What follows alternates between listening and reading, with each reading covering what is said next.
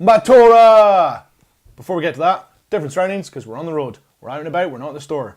It's nice and bright and colourful. So, why are we doing that? Because we are playing Motora. I've been out and about playtesting this with some friends in different groups, and we need to get this filmed because it is going to be at Essen on display, and the Kickstarter is currently active. So, what I'm going to do is I'm going to talk about the game, show you what's inside. Motora, it's a game about an island where the tribes live and the gods have forsaken you. They no longer want to talk to you anymore. They're destroying the lands. But if you collect enough idols to the gods, you will survive and you will make it through. Oh, inside the box we have 4 of these lovely island-side boards. They all connect together, like so. I'm going to hide behind the boards.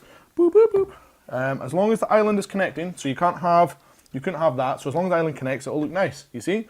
Basically, they're modular.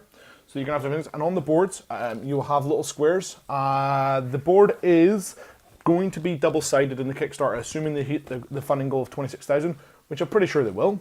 You then have player boards. Player boards are for managing your resources, because this is a worker placement management resource. Yeah, worker placement management resource. I suppose you could say card collecting / idol collecting, but there's a little bit of combat. It kind of hits all your sort of your angles. So yeah, so this player board covers your food resources, your water resources, and your shelter resources. Alongside your board, you will have your temples, or sorry, shrines, Shrine of Death and Shrine of Life. They are for gathering and combat, depending how you want to play the game. Because the game basically allows you to play it in several different ways. You can play it where you're just trying to survive and gather all the bits and pieces, or you can go aggressive and try and knock out your opponents one by one, because there are 2 ways to win. You can win by being last man standing, so go combat heavy, or you can win by gathering X amount of idols based on the number of players, and that means, because it's 2 to 4 players, if you're 2 players, you need 4 idols to win the game, and if you go up to 6, you only need 2 idols to win the game. The reason is, there are 8 village tiles, which we're going to zoom in and show you. Village tiles. And Chris will zoom the camera in so you can have a nosy at these bad boys. So on the tile, it will show you little symbols. So basically, this is your starting resources. It shows you your food, your water, and your shelter. And what you will do is you'll get to put one of these tiny, tiny, tiny little meeple huts on top of it, and that's your starting village. Then all the other villages will be flipped over to be blank and have a idol, which I have misplaced. Whoop. Little box, 2 seconds. One of these idols placed on top of it. So any village is not used, because so if you had a 4-player game, there'll be 4 idols sitting about. Then inside the box you also have 8 colourful meeples for each colour for each person. So there are 8 times 6 is Christopher will tell me in the background because he's fast and massive. I am. Nope, he's not. I don't know. 2 6s 48. He says. So it's 48 of these colourful meeples. Right. Then you have. These are craftsman cards. These will have weapons and bonuses and stuff that you can get for using throughout the game, and there's lots of them. There then is these temple cards, which are usually good. They're like one-use things, so you hold it and it's secret and you can go bam and basically screw your opponent over with something cool. Then there are events cards. These are the worst of all.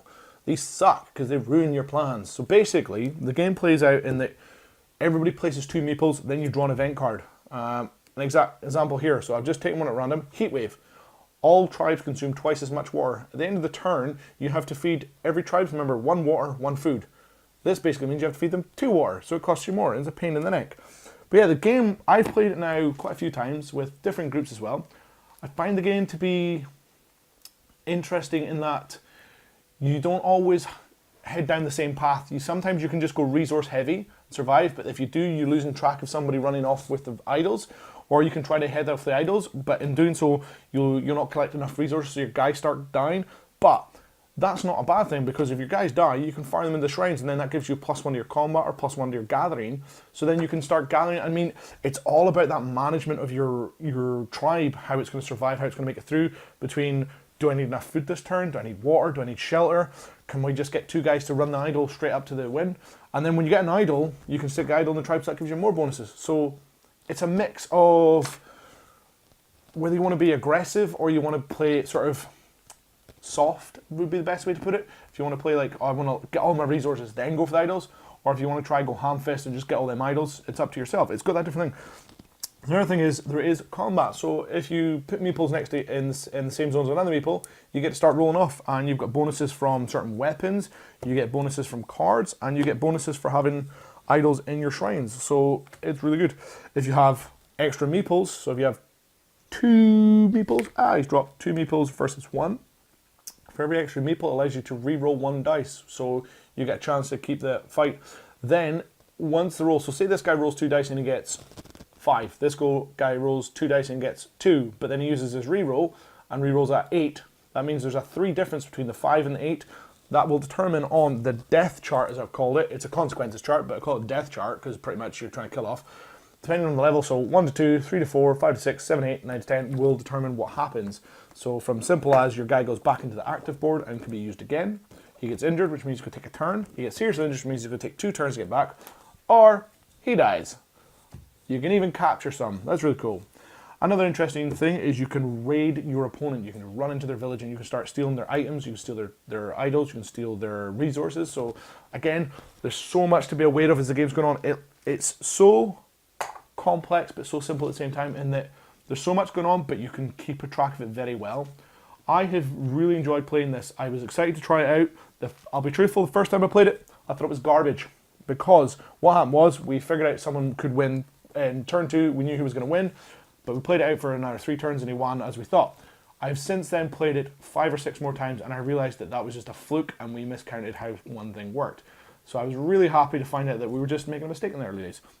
I spoke to Calum about a couple of the rules and cleared it up. So yeah, this game's really good. It's got, as I say, it's got options because these boards are going to be modular.